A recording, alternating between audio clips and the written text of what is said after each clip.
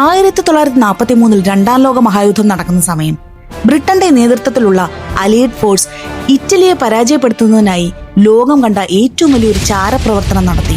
ഹിറ്റ്ലറിന്റെ അച്ചുതണ്ട് ശക്തിയോടൊപ്പം നിലയുറപ്പിച്ചിരുന്ന ഇറ്റലിയിലെ സിസിലി പിടിച്ചടക്കാനായി ബ്രിട്ടൻ മാസങ്ങൾ നീണ്ട പരിശ്രമത്തിനൊടുവിൽ ഒരു പ്ലാൻ ഉണ്ടാക്കുകയും ഒരു മൃതദേഹം കണ്ടുപിടിച്ച് അതിന് മിലിറ്ററി യൂണിഫോം അണിഞ്ഞു കൊടുക്കുകയും ആ യൂണിഫോമിന്റെ പോക്കറ്റിനുള്ളിൽ ഒരു ഫേക്ക് ഐഡന്റിറ്റി കാർഡും കൂടാതെ മൃതദേഹം റിയൽ ആണെന്ന് തോന്നിപ്പിക്കാൻ ഒരു പെൺകുട്ടിയുടെ ഫോട്ടോ കൂടി മൃതദേഹത്തിന്റെ പോക്കറ്റിൽ വെച്ചുകൊടുത്തു.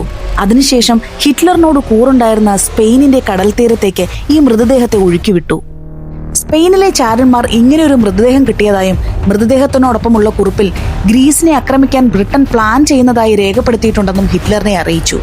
ഇതൊരു ചതിയാണെന്ന് മനസ്സിലാക്കാതെ ഹിറ്റ്ലറിന്റെ നാസി പട്ടാളത്തെയും ഇറ്റാലിയൻ സൈന്യത്തെയും ഇറ്റലിയിൽ നിന്നും ഗ്രീസിലേക്ക് വിന്യസിച്ചു. ഈ സമയം പ്ലാൻ ചെയ്തതുപോലെ തന്നെ ബ്രിട്ടന്റെ അലൈഡ് ഫോഴ്സ് ഇറ്റലിയിൽ പ്രവേശിക്കുകയും സിസിലിയെ ആക്രമിക്കുകയും വലിയ പ്രതിരോധമൊന്നും ഇല്ലാതെ തന്നെ ആ യുദ്ധം വളരെ ഈസിയായി വിജയിക്കുകയും ചെയ്തു.